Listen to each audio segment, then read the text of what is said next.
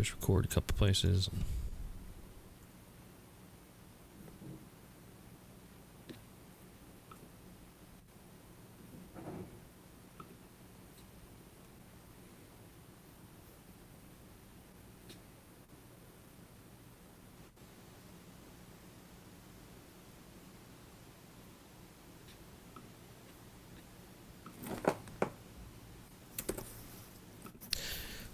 Let me know when you're good to go on your end, Elliott. Okay. What was that? That was me, sorry. It sounded like a bug or something. It was like a ratchet thing. Oh.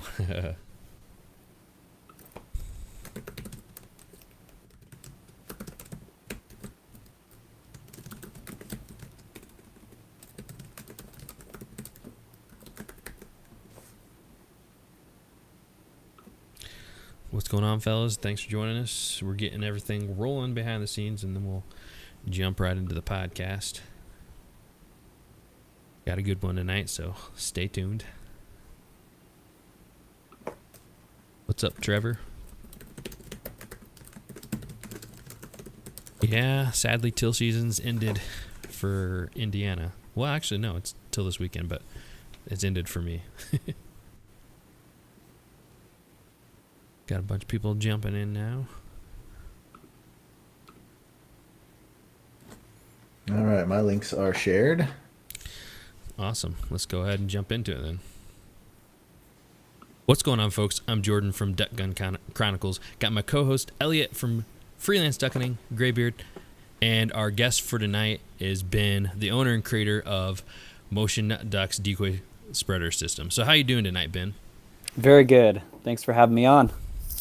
Awesome. And we've actually had this one in the works for a while, and so I'm glad that we finally could get our schedules to mesh. And last week I actually had to call you off, and I probably can count on one hand the number of times over the 115 episodes we've had where we've had to call off. But hospital emergency, so that was unfortunate, but we're glad to be able to bring you back on this week and talk about everything you got going on. And to kind of start off the podcast, let's go ahead and let people know who you are and what you got going on.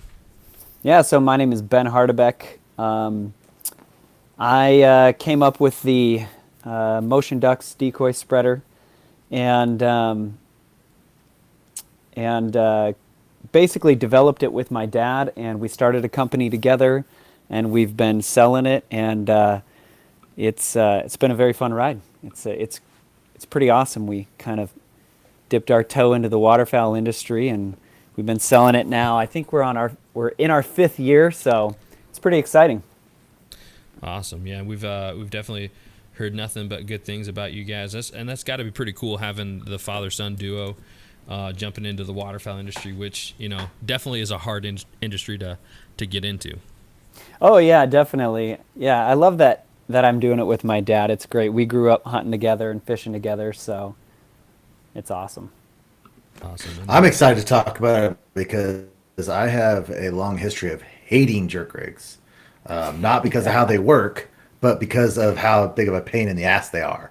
So this is a great topic and a great product. Yeah, absolutely. Yeah, definitely, for sure. So, kind of before we jump right into the Motion Decoy Spreader, let's hear a little bit about how you got into hunting. Yeah, so like I said, I grew up primarily big game hunting and fishing with my dad. And just into the outdoors, into fishing, into hunting. And, waterfowl hunting, we would do it a few times every year, but it was just kind of mixed in. And it was just one of those times that I was out hunting that I even came up with the idea for the product and everything, and we can talk about that in a little bit. But yeah, basically just growing up and doing it with my dad. That's how I got into it. Awesome. So are you, would you say, I guess, with all the different hunting and fishing you do, like what kind of, what's like, there's not like a pie chart, but I'm trying to think of how you, how you partition your time for each activity. So right now, it's the vast majority of it is waterfowl hunting, right? It's kind of shifted because of the business. we're out trying our product, trying new things, getting pictures, stuff like that. So it's definitely shifted. That, and I have kids, so that it makes it a little bit more challenging to kind of do everything. So I'd say fishing and duck hunting is what I spend most of my outdoor time doing at this point. But I love big game hunting. I love it, man. That's what I grew up doing. So I'll get back into it one of these years. Awesome. So what all big game do you typically hunt up there?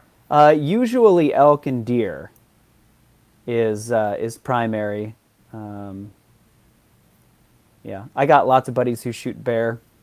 Some of them hunt cougar. So that's pretty tough, but yeah, do they eat them? Do they eat them, or just what do they do with the cougars? No, I don't know. No, I don't think they. Maybe. I know two of my buddies have shot a cougar. I don't know if either one of them ate them. So I guess that's something that's pretty cool with I think for Elliott and I both being in the Central Flyway and Mississippi Flyway, or those regions of the United States, we don't have the chance to get on big game, or even, you guys get on some awesome fisheries over there. Oh yeah, well. Definitely.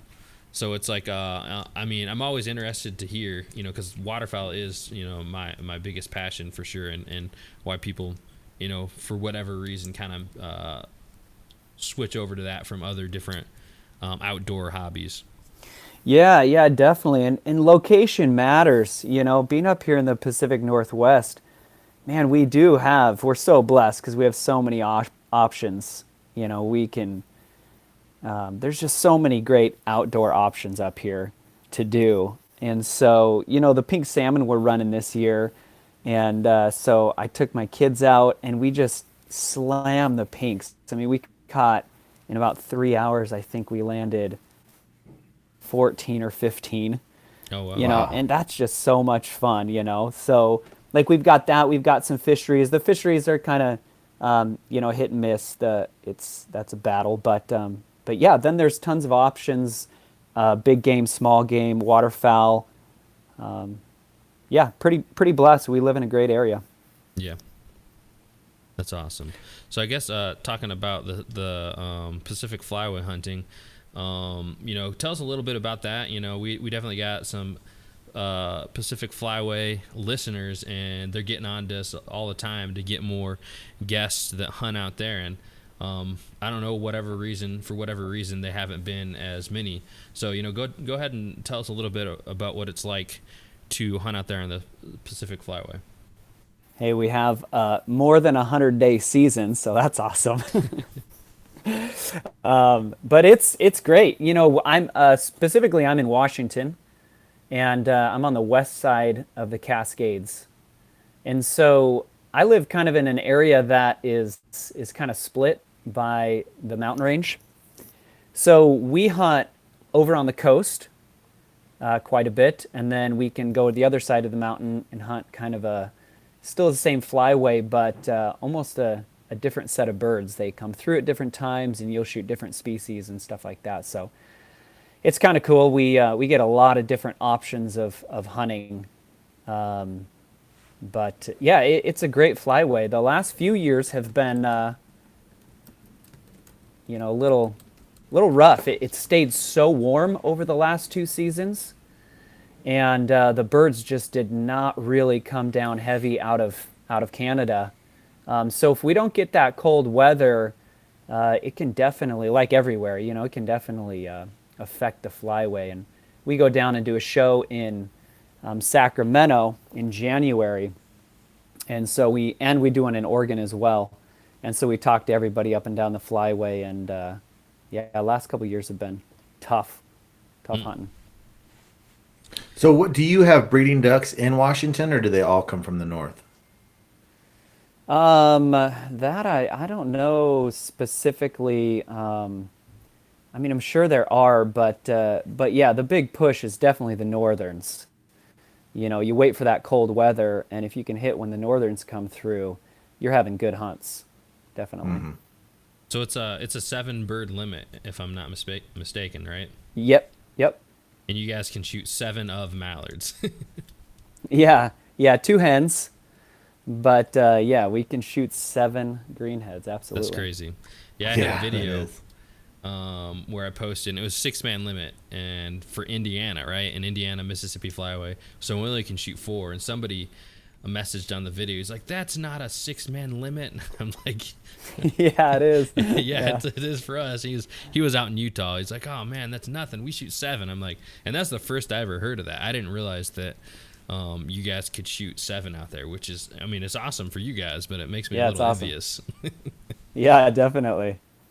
I thought Elliott had it good in the Central Flyway shooting 5, but I mean, you guys are getting gypped too, Elliott.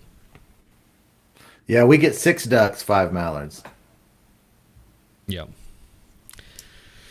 Yeah. So when does your waterfowl season come in out there?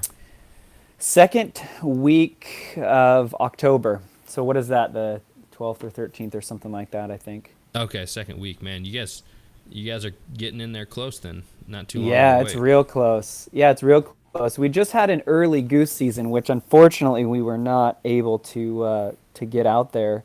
It's really short, just a few days. Different goose units in our state are open. Some of them just for 2 days, some of them for a little bit more. But was unable to get out this year for the early goose. But then next up is waterfowl. Opens on second weekend of October. You And guys, when does it end then? Is it just different zones, or how does you said you have over 100-day season? How does that play out? Yeah, different zones. There are different areas that open and close for different species and stuff like that. But in general, pretty much the end of January. And that varies. I haven't even looked this year to see what specific date, but all the way through the end of January. that's a really really long It's season. awesome. Yeah, it's awesome. We get a good run. So That's pretty much the exact same season we have here in Kansas, but we've got 4 zones, and you have to, well, 3 zones I have to travel between to get that long of a season. But everything's within 3 hours is the longest drive that we've got. to yeah, make. that's nice. It's a lot of hunting. So is Yeah, your definitely. is your hunting style kind of like primarily public, or do you guys have a lot of access to private land? Yeah, we do mostly public hunting. We definitely have some private access that will go hit, but we like to get out there and, specifically with our product, we like to test it in, what kind of guys are hunting, like birds that are hunted heavily, birds that are really educated. We like to try and get out there in a realistic fashion. You can go shoot a club and, but it doesn't really give us all that great of information about our product and different ways to use it and different techniques and stuff like that. So, yeah, we like to get out there and hunt public. It's a little bit more challenging, but I'd say, yeah, most of it is public. So your public land system out there, is it kind of like free roam, or do you have a draw system? Or tell us a little bit about what you guys have to go through to get on your public land spots. Yeah, there's a handful of stuff that is drawings, and stuff like that. But that's just runs like it does everywhere else. And then there's a couple areas that have just some public land hunting. There's some different blinds set up, but for the most part, if you do your research and find out what's kind of what's open and what's public, you can find some stuff. There's a good chunk of it out there. So as long as you kind of do your due diligence and do a little scouting and do a little research, you can find some areas without having to do a draw or anything like that, or put your name in, or anything like that. Awesome. So let's go ahead and jump to talking about your motion system you got going on, and first off, let's just hear the story. How'd you guys get started in it? Yeah, so I was hunting, and like Elliott was saying earlier, I was using just a standard jerk line, and I was hunting out of a boat, and it's so awful setting up out of a boat. And it was a pretty slow day, so I was just sitting there. I was hunting by myself, And I was just sitting out there, just, pulling the jerk line, watching this thing work in a single file line. And there wasn't really any ducks flying, so I was just kind of thinking about it. And I had this idea in my head, and I was like, what? They should be swimming in a flock. And so I thought, I'm going to go home and find something. I assumed that something was out there that did the idea that I had in my head. And I got home and I, jumped online and I searched up, and there wasn't really anything out there. And so I was like, that's really odd. Why doesn't this exist? So I actually made one out of PVC pipe and gave it to my dad. This was right around Christmas. I gave it to my dad as kind of a joke, but also like we should try this thing, right? And he was laughing at it. He was like, what in the world is this, when he opened it? But anyway, we took it out. The first one was PVC, but then I built a second one out of old aluminum arrows with a chunk of plastic in the middle. And the old aluminum arrows, they definitely got bent up and everything pretty quickly. But we got to take it out at the end of December, beginning of January, and hunt with that very first prototype. And it was insane. Like, the birds were responding like absolutely crazy. And they were very educated, and they were just dumping in. And we were like, this is incredible. And all we had set up was 6 decoys. And so at that point, we were like, I think we got to give this thing a shot. I think we should try to make this thing and see if people like it. So that was kind of like the month of the idea into building a prototype and using it for the first time.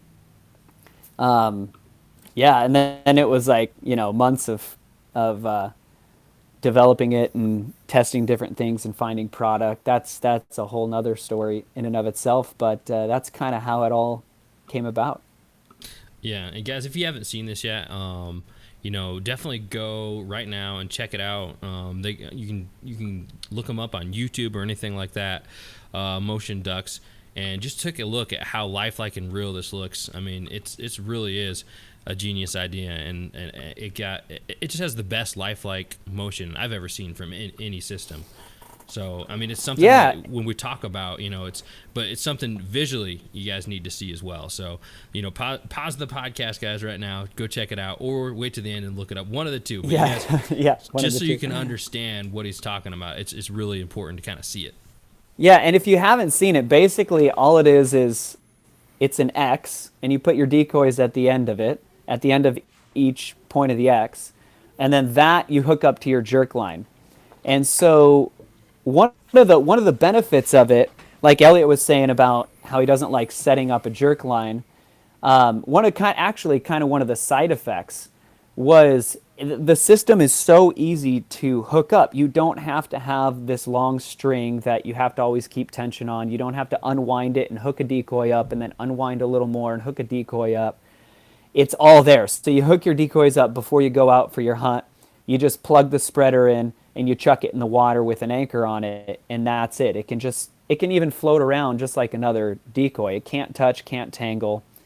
And then as we were building it, you mentioned the lifelike, motion of the decoys. When we were building it, this is actually a great little story. My parents live on a lake, and we were out testing just the motion and different ideas on how to make this thing better. And we connected 2 of our spreaders together.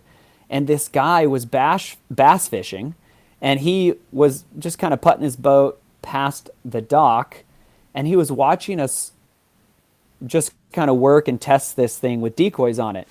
And he stopped and he was like, are those decoys? He's like, and we said, yeah, these are decoys. And he's like, what in the world is that thing? And we told him, we're like, well, we're testing this waterfowl product we're making. And he's like, I'll give you $150 for that right now. And we were like, no, I don't think so. but he actually, driving by in his boat, he said, I thought you guys were like feeding and playing with real ducks. And it's That's because when you pull the thing, you get some decoys moving this way, some decoys moving this way. And like my idea when I was sitting out there on that original hunt pulling the single file jerk line, that's exactly what it does. It creates a flock of moving decoys. And the more realistic your motion can be, you know, it's just it's killer. It's amazing what it does to the birds. I am really, really excited about your product, and I'm naturally fairly skeptical about products and their flaws and everything. And my progression with jerk rigs is that I can't stand them. I love how they add motion when there's no wind. But the thing I cannot stand about jerk rigs is we are really, really mobile. I mean, we will move if the ducks want to land 100 yards over, we're going to pick our whole setup and move over 100 yards. And once you add a traditional jerk rig to that, it doubles your time and effort of moving. It's like so you have to wind up every single one. The process is just I can't stand it. And I was out on a teal hunt last Sunday, and I had your product for a while, but I hadn't had a chance to use it. And so we took it out. And I was only using the four ducks. It's just a little teal hunt and everything. And I hadn't done a whole lot of preparation for setting it up or anything. So I just had this out of the box. Had no idea how to set it up, or at least I had not watched any tutorials on this is what you do. And it was extremely easy. I mean, I could figure it out just like one, two, three. But what I didn't realize until I went to pick it up was that all the parts come apart. So the string that you wrap, you can just unclip that and have that separate. The anchor can come off if you want. But then the thing I didn't realize that blew my mind is that you grab that centerpiece and you collapse it, flip it over your shoulder, and your ducks are still attached, and you just go. And you're gone. And so totally. with a traditional jerk rig, you have to take them all off, because if you don't take them off, it's going to be a tangled mess terrible. by the time you're terrible. done. It's awful. So anytime you want to move at all within a hunt, it's just the jerk rig. What I would do is I'd be in a rush to move, and I would just haphazardly, and it was never going back up. It was just like, get rid of it, get it back up. And the other thing that I would, so that aspect of it to me, how mobile it is just, I was so excited about that. And the other aspect I really wanted to talk about is here in Kansas and everywhere, wind makes the biggest difference in the world. So I keep track of all of my statistics and how I do with different wind variables in a website I made, freelance.hunting.com. And when there's no wind, 5 or under, I shoot 2.3 ducks a hunt. If it's above 5 miles an hour, I shoot 3.0 ducks a hunt. So it's almost a full, it's 3/4 of a duck difference in a hunt, that's an amazing stat. I mean, that's a lot. Yeah. And so what we've been trying to do the last couple of years is just go about a dozen and a half decoys when there's no wind, and put a lot of motion in it. And we've had a little bit of success with it, but the problem is that we have this singular jerk rig line, like you said, that just goes straight out. So on a no wind day, you still cannot fill even a dozen and a half decoys with motion. And there was one time we had seven ducks on a traditional jerk rig, and we were running about a dozen and a half decoys. And even that was not enough to spread out that motion to a whole dozen and a half. And so with the system you have with the 4 connected to the other 4, I cannot wait to get out and on those no wind days with a dozen and a half decoys, and now you've got 8 spread out, not just on a line like you said. I cannot wait to see, and I'll be tracking the numbers, so I will know whether it's effective. I will know. Yeah, that's because awesome. After this year, I'll have hard data with no wind. I think it's going to greatly improve ours. I really, really do. Yeah, that's awesome. The double system you're talking about, we actually sell that specifically. We call it the ultimate spreader system. And when you connect 2 spreaders together, that's when you really start getting the unique, like random decoy motion. And so that's a key component of the idea. When you have just a single spreader, they all still kind of move in unison a little bit. But even bigger than that, you can add 3 together or 4 together. We hunt with 4 of them connected together all the time. And that's actually, I think it's 13 decoys. Every time you add another spreader, you add 3 more decoys to it. So you start with the 4, and then you add 3. And the reason why is because you connect one of the arms into another decoy on a different spreader. So you lose a bird, but then we have this connection bar that gets that you add another bird in. So it's 7 birds for the ultimate spreader. But what we do in situations like that is we'll hunt 2 of the ultimates. So you have 14 birds on 2 different jerk lines. So you can spread your motion out a little bit. And on bluebird days, like it makes such a huge difference. Huge. Yeah. It's awesome. And then the other thing that you were talking about, just real quick on the being mobile thing. We have a spot here in Washington called the Potholes. Anybody from this area is going to know what the Potholes is. And it's like sand dunes, and you can jump from one pond to the next to the next. What we'll do, we actually part of the mobility of the system is one of our sales pitch when we talk to people about it. Because what we'll do is if we have a bunch of decoys set up and we see birds landing somewhere else, we'll take just the spreader. It takes like 30 seconds to break down. We'll take just the spreader and go hike 100 yards and set up just the spreader there. So we're not moving the entire spread.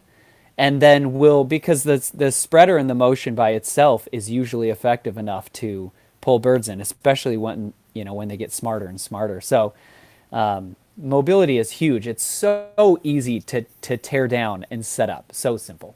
And you don't ever have to take the decoys off. They just stay on. You flip them over your shoulder. No, we never keep them on all year. We hook up. Almost none of our decoys now have decoy liner anchors on them. If we anchor decoys, we just throw a spreader out and anchor the spreader and just leave it. Mm-hmm.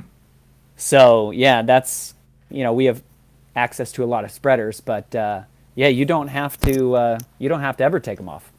Well, I personally am going to have hard data for you by the end of the year. I know how. I mean, I hunt about 30 times. So the data will be relatively small because we'll probably have 7 or 8 days, with no wind. But I fully anticipate our success rate on no wind days to increase. I really, really do. It's just a unique, phenomenal product. We've been scratching our head about this no wind thing for years, and I really think it's going to make a great difference. That'll be fun to see. So here's a question for you, just kind of out of personal curiosity. But I know up on your website you guys have a different spreader for geese. Can you use the ultimate spreader, or do you just hook 2 of these the goose ones together to make like a ultimate goose spreader? Because one thing for me that I've been trying to solve, and we've been using like the traditional kind of jerk rig system and not getting a ton of motion from it, but on our goose hunts where we don't have a lot of motion, you can't just throw in a mojo or something like that, so this is going to be awesome for that. But what's your guys' solutions for those? Yeah, so the goose one, okay, the typical spreader, our standard spreader, if you have decoys that are basically smaller than about 22 inches, it'll work. The larger decoys, they look a little tight. We bought a little bit smaller goose floaters, and I think they're 22 inches long, and they're pretty good. There's videos of that, those goose on that spreader out there somewhere. But a lot of decoys are larger than 22 inches. So the extra large goose spreader is the arms of it are extra long. They're about 15 inches longer each. So you can put your bigger goose decoys on it. So that's the only difference between the two. But yeah, if you have smaller goose floaters, then you can throw them on the regular spreader. Absolutely. Awesome.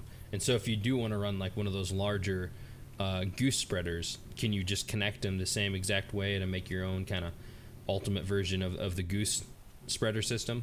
Yeah, exactly. They connect the same way. In fact, we have a connection bar that's longer specifically for the goose spreaders. Yeah, absolutely. The one thing about the goose spreaders that we kind of throw a little bit of a warning out there is those arms become quite long. They're 45 inches long, out of the center hub, and there's only about an inch of the rods that are stuck in that center hub. So, on the standard spreader, you can just pick the spreader up from the center puck, and the decoys can be hanging, and there's plenty of strength in the system. It's not a big deal. But when you got heavy goose floaters on there, just try to keep the weight, off of that center hub, because there's only about an inch of the arm in there, and that can kind of crack on you. We've had that happen. So you have to be a little bit more careful, like just keep the weight off of the decoys on the goose system. But oh man, the goose system is awesome. It's a great addition, because you're right. There's not a lot of motion options for goose on water. So. Yeah. Awesome. So we kind of touched on some of the other ones we wanted to hit on, but maybe we'll just kind of re-go over them a little bit. But what's the main differences between like a jerk rig system and the motion duck decoy spreader? Yeah, so the biggest difference is that our spreader, the motion is realistic. The decoys move kind of randomly. Some of them will go this way, some of them will go that way. And it just looks more realistic. And that's key. That's huge. And then additionally, it's just way, way easier to set up than a standard jerk line. You hook your decoys up before you go out, plug the spreader together, and you can chuck it in the water. It's really, really simple. The single 4-duck spreader you can have it set up in 30 seconds. And then adding another spreader to it to make the ultimate takes less than 2 minutes.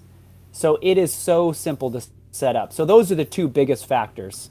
Obviously the realistic motion is what you want, because that's what's going to pull birds in. So awesome. And then you guys got a little bit different system for your anchor system. You want to go ahead and talk about that a little bit? Yeah, we just do a lot of hiking, hunting, and we kind of got sick of packing in, 2, 3, 4 pounds of anchor weight. And actually, the first time we ever did something like this is the anchor is just a bag that you can fill with rocks or sand, so you're not packing in the extra weight. The first time we ever did it, we actually used one of our socks, because we forgot an anchor. And we were like, what are we going to do? We don't have an anchor. And so we took one of our socks off and filled it with rocks, tied it as the anchor, and it worked great. And we were like, this should exist with our spreader, because it's a great, it's a great way to just move around quickly. And so, yeah, it's great. If you're hiking in, you don't have to pack in weight. Awesome. But you do need rocks or sand wherever you're hunting. And I know some spots don't have that. If you hunt the same spot, we have one spot specifically that's just mud. And so we actually hiked a rock in one time, and we have it stashed. And it's always been there. We've always had our anchor at that location, so that there works. You go. Or just throw it in your boat or whatever. Yeah, on a boat, a lot of times you don't really need, you got an anchor in the boat. You don't have to carry it. It is primarily for hiking in, but it's a great anchor regardless. You can use it in any situation. All right. Well, I think right now is probably a good point to jump to the lightning round. Anything you want to add in there, Elliott, before we do that? I wanted to add one more I guess thing. the only thing I would say. Go ahead. I was just going to say, everyone has traditional jerk rigs, you can also always just use that anchor from a traditional jerk rig and bring it with you and throw it in there also if you want to. Yeah, definitely. So I just wanted to add one more thing. I think with our spreader, the two situations that we've seen, one is like your bluebird days, right? When there's no wind and you can put that motion on the water, that's huge. But the most amazing effect that we've seen is when you're hunting really educated birds. What we've learned is we put only our spreaders out. The later the season gets, the more educated the birds get. We hunt only our spreader. And we had one specific hunt that we had about 80 decoys set up, and my dad and I said, let's just It was on the Columbia River, and we had shot, in about 3 hours, we had shot maybe 3 or 4 birds. And so we said, let's just go try only our spreader. This was the end of January. I think it was about January 20th, somewhere in that range. So we took our spreader, just our spreader, 7 decoys. Actually, at that time, it was only 6 decoys. And we took it about 300 yards downriver. And we had 6 decoys out, started pulling, and him and I limited in like about 2 hours, maybe 2.5 hours. We had our limit, and the birds were just dumping in on it. And it's like it turned educated, smart birds into opening day. It was absolutely insane. So if anybody listening, if you pick it up, if you're hunting really educated birds, try that. Try eliminating your spread down to only motion. Don't have any static decoys out at all. And it is amazing how they respond. Awesome. Yeah, definitely excited. You got me excited. Yeah, definitely excited to test out some different strategies and different, it's definitely going to be awesome for sure.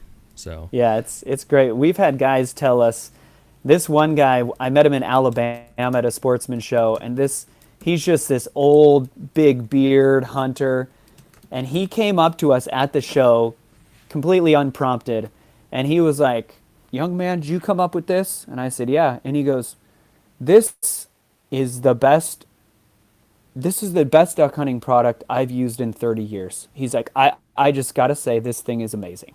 I'm like, yes, that is awesome. So we've had, the response that we've gotten from it, it really is actually overwhelming. It's pretty humbling, actually, because, my dad and I will just kind of sit and laugh and think like there's guys out there that are using this, that love our product, and we've got some great feedback. It is absolutely worth giving it a shot. I'll tell people at sportsman shows, they'll come in on like a Friday, and I'll say, buy it, use it this weekend, come back on Sunday. If you don't like it, I'll give you your money back, and you can keep it. And they're like, what? For real? I'm like, I'm confident you're going to love this thing. It works because it's just realistic, right? The motion is key in duck hunting. It's key. You have to put motion in your decoy spread. That makes some of the biggest difference of everything. And the motion's realistic. It looks like a flock of birds out there. So it's pretty cool. It's been very fun. awesome. All right, well, lightning round. So this is quick words, quick questions, quick questions, quick answers, and helps us know a little bit more about you as a duck hunter. So let's jump on into it. What kind of shotgun do you shoot? Versamax, Remington. And what's your dream gun? I don't really have a dream gun. I do like the Versamax. It's a great gun. There you go. And what size shot do you use for ducks? Well, 3-inch shells, kind of a variety. And do you have a specific size you like for geese? You know, we don't do a ton of goose hunting, to be honest with you. It's something I want to increase much, much more, but I don't do a lot of goose hunting. And what's your favorite kind of terrain to hunt for waterfowl? I mean, flat water, because, you know, we get our spreader out there and use it, ponds. I do like hunting the coast, too. It's quite different. You guys get on any rivers or anything like that? Yeah, we hunt rivers for sure. And what's your favorite blind snack? Blind snack? Oh, man. Gotta go with beef jerky, right?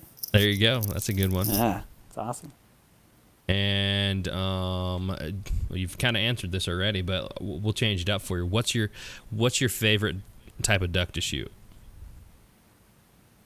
I like shooting pintail. There it's you gotta go. be my favorite. Yeah, I wouldn't know.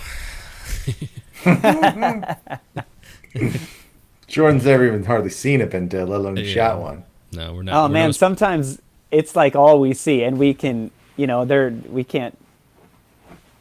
Sometimes it's just flocks of pintail, and you already shoot your pintail, and it's like, okay. And walk in. You guys get one or pintail? boat. I gotta check the regs and see if they changed it. It was 2, but then they moved it down to 1. So I better not say definitively, because I know there was talk that they were going to bump it back up to 2, but I'm not sure at this point. If I went out today, I would only shoot 1, but I would check. Walk in or boat? Gotta go with the boat. Love the boat. Awesome. And Elliot, am I forgetting any of the standard ones? No, what kind of boat you got? We just have a little John boat, 17-footer, 25 horse on it. Gets around pretty good. Yep, sweet. And then to round out the lightning round, a new question. Actually, Elliot came up with this one. But why do you hunt? Just love it, man. Getting into the outdoors. It's just amazing. Even if, most of the time, even if I don't shoot anything, it's just so awesome getting outside and enjoying it. Awesome.